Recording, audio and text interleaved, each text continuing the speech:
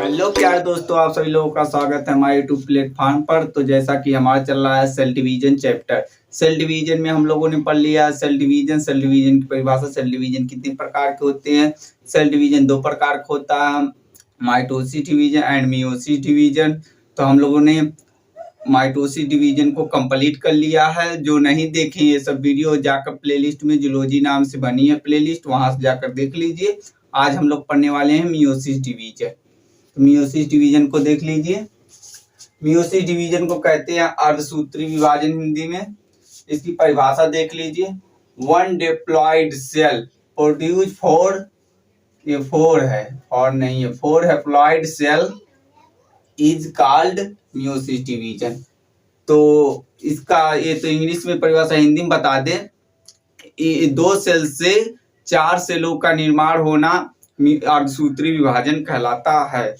दो सेल ये डिप्लॉयड माने 2n होता है, माने दो सेल, और हैप्लॉयड माने 4n, चार सेलों का निर्माण होता है। तो एक जो वन है, वन डिप्लॉयड मतलब दो जोड़े। माइटोसिस डिवीजन में हम लोगों ने एक सेल से दो सेल का निर्माण किया था ना, अब वहीं से दो सेल का चार सेलों का निर्माण होगा। समझ गए ना? दो सेल से चार सेलों का निर्माण होना अर्धसूत्री विभाजन कहलाता है। अब देख लीजिए importance of meiosis division. Meiosis division का क्या महत्व है, तो देख लीजिए। पहला, हैप्लॉयड सेल। डिप्लॉयड माने एक होता है, डिप्लॉयड माने 2n होता है, तो माने दो होता है। हैप्लॉयड माने एक होता है, तो n मैंने लिख दिया है। हैप्लॉयड एंड गैमेट जो इसमें बनते हैं, जब आपको क्रोमोसोम चैप्टर पूरा पढ़ाएंगे तो उसमें गैमेट पूरा आ जाएगा। गैमेट जाइगोट क्या होता है की उत्पत्ति से फर्टिलाइजेशन के बाद डिप्लॉयड 2n जाइगोट बनते हैं। माने कि ये आपका एक n है, ये एक n है, दोनों मिलकर 2n जाइगोट बनाएंगे। ये जो डिप्लॉयड बन गया इसी को जाइगोट कहते हैं। समझ गए ना? ये जो n है वो गैमेट है। बाकी जब दोनों मिलकर फ्यूजन होकर, मतलब फर्टिलाइजेशन में जब फ्यूज होते हैं तो जाइगोट बनते हैं, जिसे 2n कहते हैं। दूसरा देख लीजिए, होमोलोगस क्रोमोसोम में बैरिंग माने ये जो इससे क्रोमोसोम जुड़ा रहता है, यही बैरिंग है, जोड़ना। तथा बाद में उनके अलग होने के कारण एलएल, जब ये दोनों अलग हो जाएंगे तो एलएल का सिग्निफिकेशन तथा इंडिपेंडेंट असॉर्टमेंट होता है। इंडिपेंडेंट असॉर्टमेंट का नियम मेंडल का नियम है। इंडिपेंडेंट असॉर्टमेंट जो 3n है, जो उन्होंने मटर के पौधे पर दिया है। ये मेंडल वाला चैप्टर भी हम आप लोगों को पूरा पढ़ाएंगे कैरेक्टरिस्टिक को देखने के लिए। सिर्फ सेल डिवीजन कंप्लीट होने दीजिए, धीरे धीरे मैं सबको खत्म करूंगा। इंडिपेंडेंट 3n होता है इसका सीओ। तीसरा देखिए, लिंग जीवों में क्रॉसिंग ओवर होता है। लिंग जीवों में क्रॉसिंग ओवर होता है, ये अभी बीच में बता देंगे क्रॉसिंग ओवर कहाँ होता है।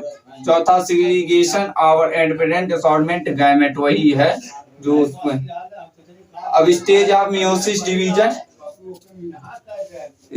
स्टेज ऑफ मियोसिस डिवीजन की कितनी स्टेजें हैं अब हम लोग समझेंगे। मियोसिस डिवीजन की स्टेजें, मियोसिस डिवीजन की स्टेज ऑफ मियोसिस डिवीजन की कितनी स्टेजें हैं, पुराने फेज हैं। तो देख लीजिए, माइटोसिस, जो अपना माइटोसिस के विपरीत मियोसिस काफी लंबी अवधि वाली घटना है। जो अपनी हम माइटोसिस डिवीजन पढ़े उससे लंबी चलने वाली ये मियोसिस डिवीजन की अवधि मियोसिस काफी लंबी अवधि है। ये माइटोसिस डिवीजन से बहुत ज्यादा समय लेती है। तो एक मियोसिस डिवीजन के द्वारा न्यूक्लियस को दो बार डिवीजन होता है। माइटोसिस में सिर्फ एक बार डिवीजन होता था केंद्रक का, इसमें दो बार केंद्रक बटेगा। एक बार बटेगा दो से फिर चार बार बटेगा। तो एक ही बार में वो चार बार बढ़ता है। दो बार बटेगा तो चार से चार केंद्रक हो जाएंगे। सॉरी, वो एक बार माइटोसिस डिवीजन बटा था, लेकिन मियोसिस डिवीजन में वो दो बार बटेगा तो चार बार हो जाएगा, क्योंकि दो केंद्रक है, जब फटेंगे तो चार हो जाएंगे ना, जान गए। इन विभाजनों को क्रमशः देख लीजिए, दो फेजों में बांटा गया है, फिर इनमें भी कई फेज हैं। फर्स्ट मियोसिस जिसे मायोटिक डिवीजन भी कहते हैं। फर्स्ट मियोसिस डिवीजन को मायोटिक डिवीजन भी कहते हैं, कंफ्यूज में होना। इसे रिडक्शन डिवीजन भी कहते हैं। किसको? मायोटिक डिवीजन को या first meiosis. Second meiosis division को इक्वेशनल डिवीजन कहते हैं। सेकंड मियोसिस डिवीजन को इक्वेशनल डिवीजन करते हैं। समझ आया तो स्क्रीनशॉट लीजिए, आगे बताते हैं। अब देख लीजिए स्टेजें, जो मियोसिस डिवीजन की स्टेजें कितनी हैं, कैसी हैं, ये सब चार्ट आपको याद रखना है। बाकी एक पॉइंट मैंने उस पिछले वाली जो पीछे भी लिख के आए उसमें एक छोड़ दिया था, अर्धसूत्री विभाजन जो अपना मियोसिस डिवीजन की खोज फार्मर व मूरे ने की थी। कौन? फार्मर। फार्मर ये नाम है, किसान नहीं है, किसान वाला फार्मर। फार्मर व मूरे, मूरे, फार्मर और मूरे दो नाम है, फार्मर और मूरे ने की थी, ये लिख लेना, नो पॉइंट। और जो अर्धसूत्री विभाजन डीएनए का एक बार प्रतिकृति करके केंद्रक का 2 बार विभाजन होता है, ये तो मैंने बता दिया। एक बार डिप्लॉयड सेल से हैप्लॉयड, मतलब डिप्लॉयड दो सेल है तो उसका एक बार विभाजन करके 4 केंद्रकों का निर्माण होगा। सही हो गया ना? तो आप देख लीजिए स्टेजें। फर्स्ट मियोसिस डिवीजन जिसे रिडक्शनल डिवीजन भी कहते हैं, और सेकंड मियोसिस डिवीजन जिसे इक्वेशनल डिवीजन कहते हैं।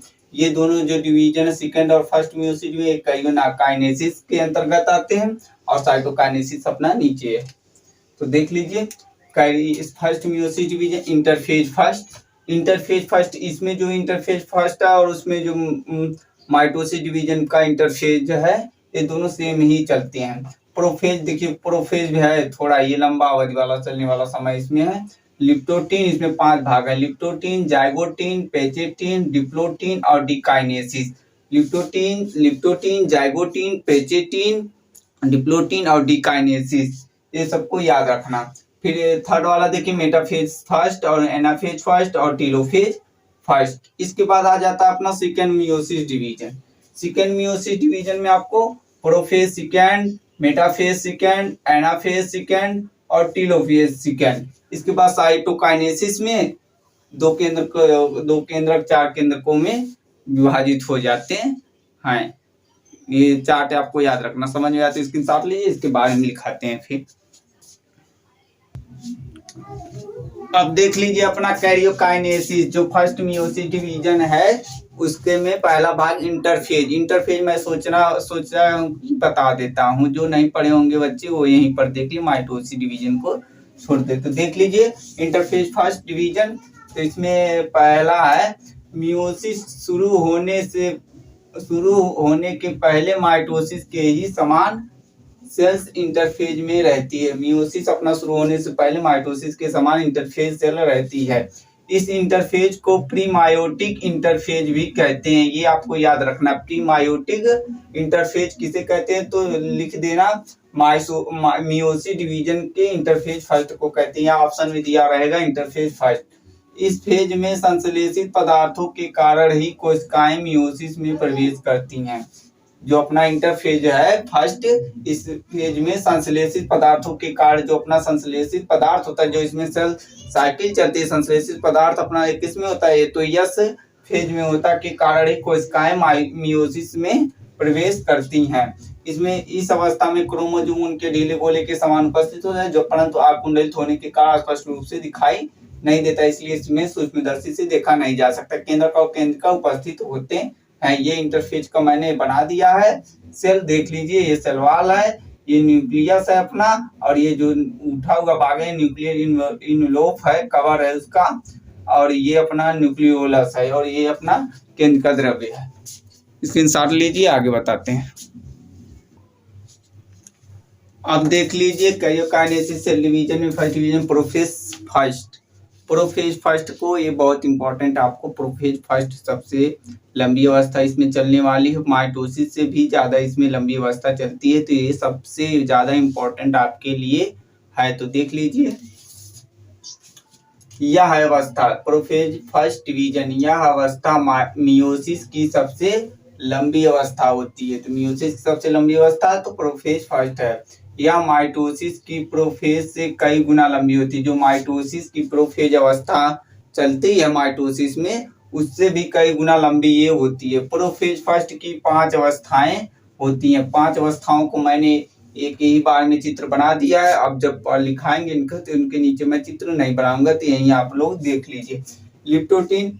लिप्टोटीन में देखिए क्रोमोसोम का ऐसे कुंडलन हो जाता है, इसको विस्तार से कहे। जाइगोटीन में साइनोप्सिस, जो क्रोमोजोम है वो बंटने लगते हैं, जो इसके ध्रुव है वो जाकर न्यूक्लियर इन्वेलप से सट जाते हैं, जिसे साइनोप्सिस कहते हैं। और पैचेटीन में आपके दोनों केंद्रक देखिए दो बराबर भागों में बट गए हैं, जिसे टेट्रावायलेंट और बिवायलेंट हो जाता है। और डिप्लोटीन में आपका काजमा एस क्रोमोजोम बन जाता है। ये देखिए, ये जो बीच वाले में भाग जुड़ा रहता है इसे काजमा कहते हैं, इतना जान लीजिए, काजमा कहते हैं। और डिकाइनेसिस में काजमा फॉर्मेशन, काजमा से क्रोमोजोम बटने लगता है। यहाँ पर देखिए बनाया हूँ, ये अपना जो काला वाला है ये टेल है, अपना टेल माने स्मॉल और बी माने ड्वार्फ। ये मेंडल के नियम जब हम पढ़ेंगे सेग्रीगेशन एनवायरनमेंट असॉर्टमेंट वाले नियम है जो उसमें पढ़ेंगे, तो अब ये देख लीजिए, ये अपना आया, यहाँ देखिए काजमा का फॉर्मेशन हो रहा है, ये देख लीजिए, ये बी ड्वार्फ और टेल ड्वार्फ, इसे सिस्टर क्रोमेटिन कहते हैं। इतना समझ में आया?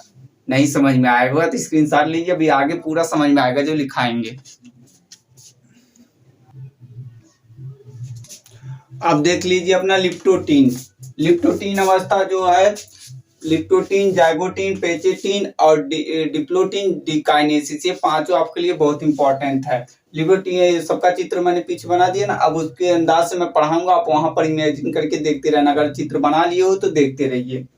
तो पहला देख लीजिए, केंद्रक के आयतन में वृद्धि होती है, केंद्रक के आयतन में वृद्धि हो जाती है, केंद्रक बड़ा हो जाता है। इसमें किसमें? लिप्टोटीन में केंद्रक की आकृति बड़ी हो जाती है। और दूसरा देखिए, क्रोमोजोम का क्वाइलिंग, क्रोमोजोम कुंडलित हो जाता है, दिखाई दे रहा है ना उसमें, इंटरफेज में सिर्फ नहीं दिखाई देता रहा उनके ढीले गोले के समान था, लेकिन इसमें कुंडलित हो गया है, होने के कारण स्पष्ट रूप से दिखाई देने लगता है। जाइगोटीन अवस्था में समजात क्रोमोजोम में युग्मन हो जाता है, समजात माने दो समान क्रोमोजोम में युग्मन हो जाता है, मतलब बंटने लगता है। सिनॉप्सिस की प्रक्रिया की उत्पत्ति होती, जो ऐसे था जो इसमें जुड़ा था जाकर बीच में इन्वेलप से, वो जुड़ने वाली क्रिया को सिनॉप्सिस कहते हैं। जैसे यहाँ देखिए थर्ड वाला पेयरिंग माने जुड़ना, पेयरिंग की क्रिया दोनों सिरों से शुरू होकर सेंट्रोमियर की तरफ बढ़ती है, ये अपना क्रोमोजोम होता है, इसे सेंट्रोमियर कहते हैं। और बीच वाले को टीलोमियर ऐसे होता। क्रोमोजोम के दोनों टीलोमर न्यूक्लियर, ये जो टीलोमर है क्रोमोजोम को, सेंट्रोमियर ये बीच वाला होता है, ये अपना आरी वाला टीलोमर इन्वेलप से जुड़ जाता है, जो अपना एक कोशिका का इन्वेलप है उससे जुड़ जाता है, जिसे सिनॉप्सिस कहते हैं। समझ आ गया ना? ये अपना क्रोमोजोम है, क्रोमोजोम के बीच वाला सेंट्रोमियर होता है, ये आरी टीलोमर होता है। तो जब पेयरिंग की क्रिया, जुड़ने की क्रिया होती है, प्रक्रिया दोनों सिरों से शुरू होकर, ये दोनों सिरों से, ये देखिए दोनों सिरों से शुरू होकर टीलोमर जाकर न्यूक्लियर इन्वेलप से जुड़ जाता है, ये समझ गए ना? पैचेटीन देख लीजिए, इस अवस्था में क्रोमोजोम का सघनन या क्वाइलिंग, इसे कुंडलित भी कहते हैं, होता है, जिससे प्रत्येक क्रोमोजोम छोटा एवं मोटा हो जाता है। पैचेटीन की क्रिया में छोटा और मोटा हो जाता है, मैंने ऐसे ही बनाया था ना, छोटा और मोटा हो जाता है, ये बीच में केंद्रक छोटा और मोटा हो जाता है, जिससे प्रत्येक क्रोमोजोम छोटा और मोटा है। दूसरा देखिए, प्रत्येक होमोलोगस माने समान होता है, क्रोमोजोम पास होते हैं, ये देखिए दोनों समान है ना, पास होते हैं, उसी को होमोलोगस माने समान होता है, आता है। इसे बिवायलेंट कहते हैं या टेट्रावायलेंट कहते हैं, दिखाया ना। होमोलोगस क्रोमोजोम में क्रॉसिंग ओवर होता है, तो ये आपके लिए बहुत इंपॉर्टेंट है, क्रॉसिंग ओवर। पूछ लेगा क्रॉसिंग ओवर किस फेज में होता है, तो प्रोफेज के पैचेटीन अवस्था में, या पैचेटीन दिया जाएगा या प्रोफेज फर्स्ट दिया रहेगा या मियोसिस डिवीजन, तो तीनों में से एक कोई दिया जाएगा, ऑप्शन मार देना जरूर, पैचेटीन तो जरूर देता है। इनका हिंदी नाम है जो लिप्टोटीन, जाइगोटीन, पैचेटीन, ये हिंदी नाम है, मैं आपको पीडीएफ में दूंगा, क्योंकि इनका नाम अड़बंग है, लेकिन आप इंग्लिश वाला नाम जरूर याद रखा करिए बायोलॉजी में, क्योंकि ज्यादातर इंग्लिश नाम से ही पूछा जाता है। समझ आया तो स्क्रीनशॉट लीजिए, आगे बताते हैं। अब देख लीजिए डिप्लोटीन में इस अवस्था में होमोलोगस को मैंने बता दिया है, उस समान कहते हैं या समजात कहते हैं। होमोलोगस क्रोमोजोम एक दूसरे से अलग होने लगते हैं, तो इसमें इस अवस्था में होमोलोगस क्रोमोजोम एक दूसरे से अलग होने लगते हैं।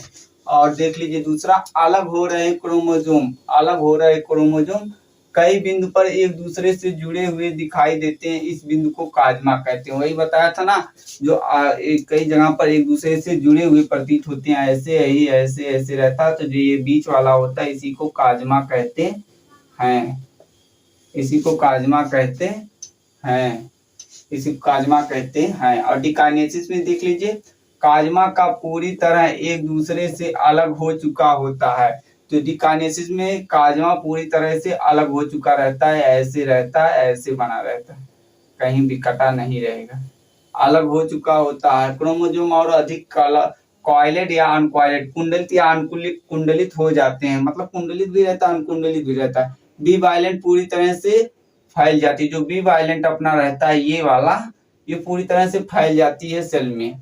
क्रोमोसोम स्पष्ट रूप से दिखाई देने लगता है, क्रोमोसोम पूरी तरह से स्पष्ट रूप से इसमें दिखाई देने लगता है, किसमें? डिकाइनेसिस में। स्क्रीनशॉट लीजिए, आगे बताते हैं मेटाफेज। अब देख लीजिए मेटाफेज फर्स्ट, जो मेटाफेज फर्स्ट और एनाफेज सेकंड और टेलोफेज, एनाफेज फर्स्ट और टेलोफेज फर्स्ट, ये जो तीनों है ये माइटोसिस डिवीजन के ही समान रहते हैं। सेकंड, जो सेकंड मियोसिस डिवीजन है उसमें पूरा डिफरेंट है, वो आपके लिए बहुत ज्यादा इंपॉर्टेंट है, फिर भी इसको भी देख लीजिए, बिना इसके देखे कैसे उसको समझ आएगा सेकंड मियोसिस डिवीजन, इसीलिए दोबारा पढ़ा रहे हैं। इक्वेटोरियल प्लेट का इसमें निर्माण होता है, स्पेंडल फाइबर का भी निर्माण होता है, तो वही मैंने यहाँ पर लिखा, इक्वेटोरियल प्लेट का निर्माण होता है। सेल के विपरीत ध्रुवों, जो ये विपरीत ध्रुवों पर स्पेंडल फाइबर का निर्माण होता है। इक्वेटोरियल प्लेट और स्पेंडल फाइबर क्रोमोसोम के सेंट्रोमियर से जुड़े होते हैं, ये देखो दोनों सेंट्रोमियर से जुड़े हुए होते हैं ना, बीच में सेंट्रोमियर होता है, तो वही है। बाकी आप अगर चित्र पूरा याद रखेंगे तो आप पूरा लिख सकते हैं, थ्योरी ही पूरा याद रहता है, इसीलिए चित्र को ज्यादा से ज्यादा आप समझना चाहिए आपको। स्क्रीनशॉट लीजिए, एनाफेज बताते हैं। अब देख लीजिए एनाफेज फर्स्ट, एनाफेज फर्स्ट में ये स्पेंडल फाइबर है, इसमें इक्वेटोरियल प्लेट का लूप हो जाता है, मतलब अनुपस्थित हो जाती है, विलुप्त हो जाती है, नहीं दिखाई देती है। जो स्पेंडल फाइबर सेंट्रोमियर से अटैच्ड होते हैं वो अपने अपने पोल माने ध्रुवों की तरफ खींचने लगते हैं, तो वही चीज यहाँ पर लिखा गया है। इक्वेटोरियल प्लेट विलुप्त हो जाती है या लुप्त हो जाती है, और स्पेंडल फाइबर का क्रोमोसोम को अपनी ओर दोनों पोल माने ध्रुवों की तरफ खींचने लगते हैं, अपनी अपनी तरफ। समझ में आया? स्क्रीनशॉट लीजिए, टेलोफेज बताते हैं। अब देख लीजिए अपना टेलोफेज, टेलोफेज का ये मैंने चित्र बनाया है, सेम ही माइटोसिस डिवीजन की तरह ये होता है। मैंने बताया ना सेकंड मियोसिस डिवीजन से ही आपका जो फिगर है चेंजिंग आना शुरू होगा। बाकी जो इसमें था फर्स्ट में मियोसिस डिवीजन में, वो प्रोफेज फर्स्ट यही था, जो इसमें था पैचेटिन अथवा लिप्टोटिन, जाइगोटिन, पैचेटिन और डिप्लोटिन और डिकाइनेसिस, वही था मेन। बाकी ये सब एकदम सेम है। इसमें स्पेंडल फाइबर का लूप हो जाता है, स्पेंडल फाइबर इसमें गायब हो जाता है, क्रोमोसोम अनकॉइलिंग हो जाता है। क्रोमोसोम देखिए अनकॉइलिंग हो चुका है, और केंद्रक और केंद्रिका का विकास होता है, केंद्रक और केंद्रिका का विकास होता है और दो बराबर भागों में बढ़ जाता है। दो बराबर भागों में मैंने यहाँ नहीं लिखा है, दो बराबर भागों में केंद्रक बढ़ जाता है और केंद्रक केंद्रिका का विकास हो। क्रोमोसोम के चारों तरफ न्यूक्लियर इनवेलप का निर्माण हो जाता है, क्रोमोसोम के चारों तरफ न्यूक्लियर इनवेलप का विकास हो जाता है या निर्माण हो जाता है। स्क्रीनशॉट लीजिए। तो आज की क्लास यहीं पर समाप्त करते हैं। जो अपना सेकेंडरी मियोसिस डिवीजन है, इक्वेशनल डिवीजन है, वो आपको अगली क्लास में हम लेकर आएंगे। बाकी आपको क्लास कैसी लगी कमेंट सेक्शन में बताइए, और वीडियो को लाइक कीजिए, शेयर कीजिए, चैनल को सब्सक्राइब कीजिए। धन्यवाद।